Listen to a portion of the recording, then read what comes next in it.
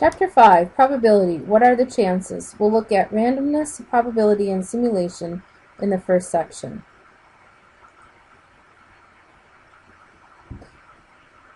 Chance behavior is unpredictable in the short run, but it has a regular and predictable pattern in the long run. The law of large numbers says if we observe more and more repetitions of any chance process, the proportion of times that a specific outcome occurs approaches a single value. The probability of any outcome of a chance process is a number between 0, which never occurs, and 1, always occurs, that describes the proportion of times the outcome would occur in a very long series of repetitions. Here's an example of coin tosses. We'll take a look at a simulation here in a few moments, but after a repetition of a number of times, you can see what would happen after 500 tosses, that eventually it would level out to proportion of heads in this example at 50%, 0.5. Because we know that the outcome for heads and tails is each 0.5. We'll take a look at this next. We'll take a look at the idea of using a simulation to simulate a stork randomly delivering 4 babies to 4 different houses and counting the number of correct deliveries. We look at the problem to randomize and have the stork deliver the babies. If there's a correct match, the sun will rise or shine on the house. Otherwise, there will be a storm cloud. The number of matches is going to be recorded in the histogram. After animating several deliveries, we'll change the number of trials to 10 and randomize. We'll look to see and record the proportion of zeros after each trial.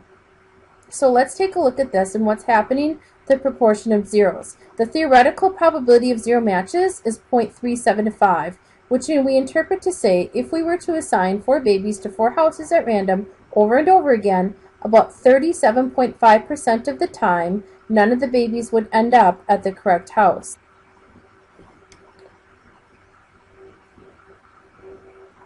So here we can see, here's the applet that we're going to be taking a look at. So if we choose to animate, we'll have 4 babies, number of trials 1, we'll randomize, and we'll look to see what happens in this example. So here it shows down below we have the number of matches and number of trials, and then we can also look at the relative frequency.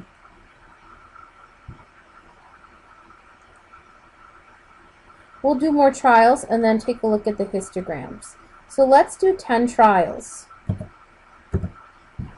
and hit randomize. And here's what would end up happening. Now let's do the show theoretical.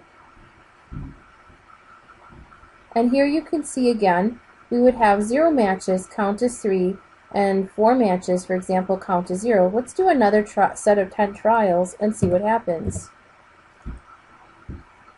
As you can see again, here's what would happen to the number of matches for a trial count of 21.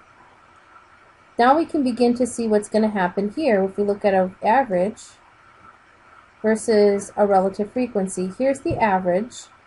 Here's a relative frequency graph. If we click on one of the bars, it will show each of the bars between number of matches and the relative frequency. So let's take a look at, here's the show theoretical, 0.25 for 0, 0.375 for 0, 0.333 for 1 match, and 0.25 would be the theoretical probability of having 2 matches. Notice that the probability for 3 and 4 is at 0. Next, we'll take a look at tossing a coin 10 times about the number of heads that it will get. We'll set our coin tosses in a simulation to 10 and figure out what proportion of the tosses were heads. We'll then reset and do it 10 more times. This time we'll take a look at 100 times for repeating using the simulation and then see what happens to our theoretical probability versus the actual probability. Here's our simulator for probability for heads and probability of tosses, and we'll show this the actual probability. So we'll look at the probability of heads. Notice we can change what we think the probability is for this and then the number of tosses. I'm going to make 100 tosses, and let's take a look at when we toss 100 coins, what would happen. So it'll go through and show us at each of the different probabilities for each of the coin tosses to see what the theoretical is. So if you can see, we have 49 out of 100, or 0.49, were heads, and 51 out of 100, or 0.51, was tails. So let's do another 100 tosses and see what the answer is.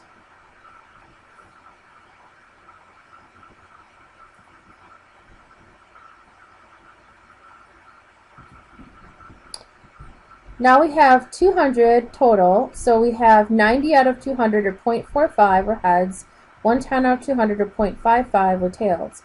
We'll show the true probability is 0.5. So in other words, if we did this over and over again and continued our repetitions, we would end up with 0.5, which is the probability of obtaining a head versus obtaining a tail when you flip a coin.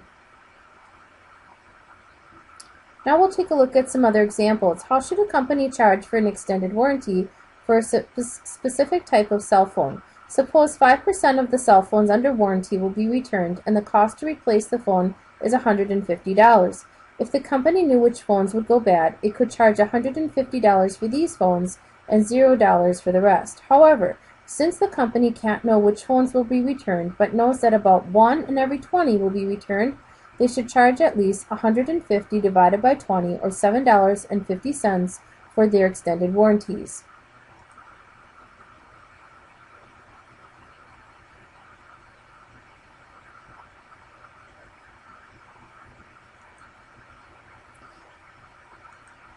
There are several myths of chance behavior we must address.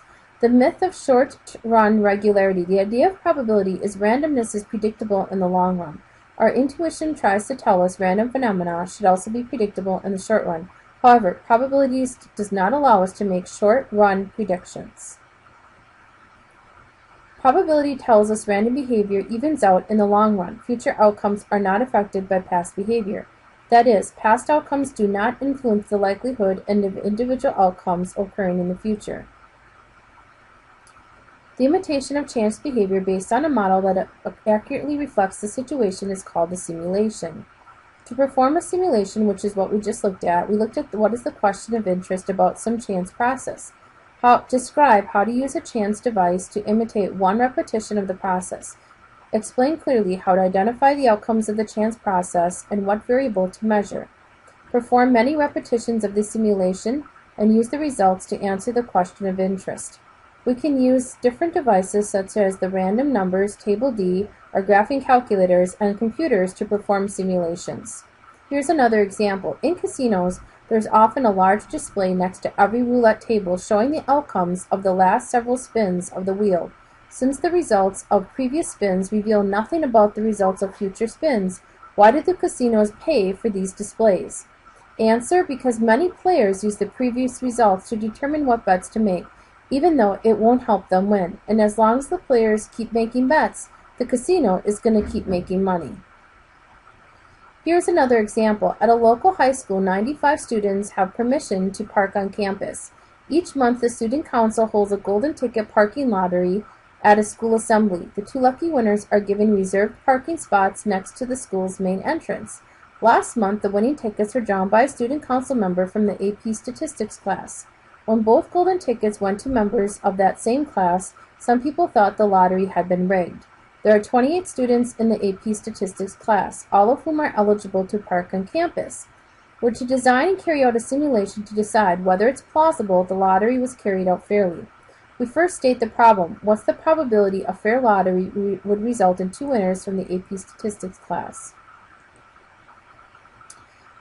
So we label our AP Statistics class 01 through 28 and the others 29 through 95.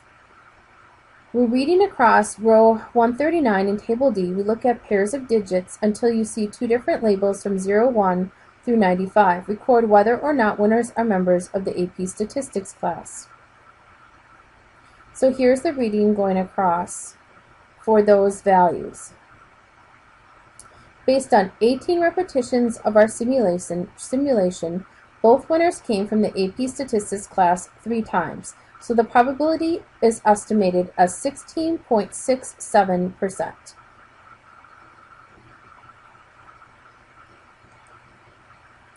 Another example, in an attempt to increase sales, a breakfast cereal company decides to offer a NASCAR promotion. Each box of cereal will contain a collectible card featuring one of these NASCAR drivers: Jeff Gordon, Dale Earnhardt Jr., Tony Stewart, Danica Patrick, or Jimmie Johnson. The company says each of the 5 cards is equally likely to appear in any box of cereal. A NASCAR fan decides to keep buying boxes of the cereal until she has all 5 drivers' cards. She is surprised when it takes her 23 boxes to get the full set of cards. Should she be surprised?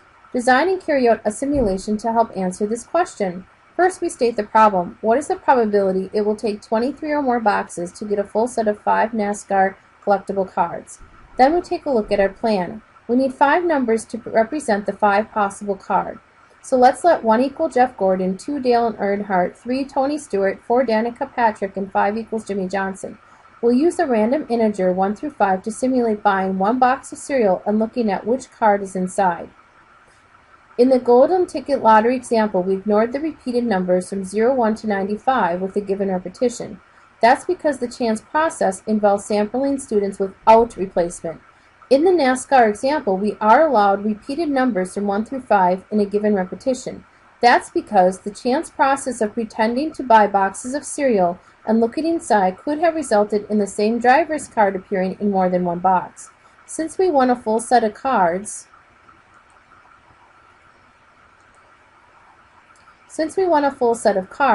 we'll keep pressing enter till we get all 5 of the labels from 1 to 5.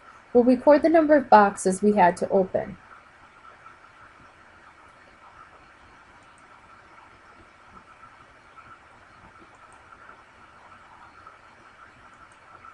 So the first one we notice we get 9 boxes, the second time we'll get 15, the third time we'll get 10, and we finally then have all 5 of the different labels. Here's what our look at a dot plot would look like for boxes of the NASCAR cereal. Our conclusion: we never had to buy more than 22 boxes to get the full set of cards in 50 repetitions of our simulation. Our estimate of the probability that it takes 23 or more boxes to get a full set is roughly 0. So here's the question answered.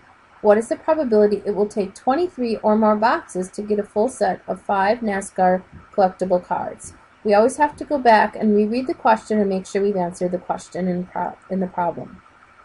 Here's another example. Suppose I want to choose a simple random sample of size 6 from a group of 60 seniors and 30 juniors. To do this, I write each person's name on an equally likely sized piece of paper and mix them up in a large grocery bag. Just as I am about to select the first name, a thoughtful student suggests I should stratify by class. I agree.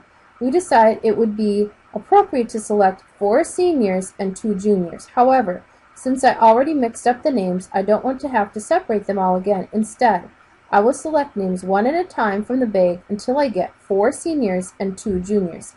This means, however, that I may need to select more than 6 names. Design and carry out a simulation using Table D to estimate the probability that you must draw 8 or more names to get 4 seniors and 2 juniors. So again, we state the problem. What is the probability it takes 10 or more selections to get 4 seniors and 2 juniors? We do a plan. Using pairs of digits from Table D, we'll label the 60 seniors 01 through 60 and our 30 juniors 61 through 90. Numbers 00 and 91 to 99 will be skipped. Moving left to right across a row, we'll take a look at pairs of digits until we have 4 different labels from 01 to 60 and 2 different labels from 61 through 90. Then we will count how many different labels from 01 through 90 we looked at. We have to be specific when we do a plan for these problems. In the do part of our problem, we give an example. Here's an example of one repetition using line 101 from Table D. In this example, it took exactly 8 selections to get at least 4 seniors and at least 2 juniors. In the trial, it took nearly 8 selections to get at least 4 seniors and 2 juniors. Here are the results if we were to simulate this and do 50 trials. In the simulation, 11 of the 50 trials required 10 or more selections to get 4 seniors and 2 juniors, so the probability that it takes 8 or more is approximately 0.22 or 22%. To get our probability, again, we take the number, which in this case would be 11, out of the total 50 trials, and then convert it to a decimal and or percentage. Here's another example. At a department store, 18 students in the mathematics statistics department at a university decided to play a softball game. 12 of the 18 students are math majors and 6 are stats majors. To divide into 2 teams of 9, one of the professors put all the players' names into a hat, drew out 9 players to form one team, with the remaining 9 players forming the other team. The players were surprised when one team was made up entirely of math majors. Is it possible the names weren't adequately mixed in the hat, or could this have happened by chance? Design and carry out a simulation to answer our question. First, we state the problem. What's the probability that when randomly assigning 12 math majors and 6 stat majors for 2 teams, there will be one team with all math majors? Our plan: use 18 equally sized slips of paper, labeled 12M to represent math and the other 6S to represent stats majors. Shuffle the papers and divide them into 2 piles of 9. Count the number of math majors and record the number on the team with the most. Here's an example of one trial. Since the team with the most math majors had 8, we'll record the value 8 for the trial. Here would be the results of 30 trials if we were to go and simulate this over and over. So our conclusion: only one trial in 30 resulted in a team with all math majors. The probability is only 0.033 or 3.3%. Since getting a team of all math majors is unlikely, we can conclude the names were probably not shuffled very well in the hat. In the next section, we'll look more specifically at finding probabilities using our addition and multiplication rules. And we'll also look at Venn diagrams and two-way tables for probability.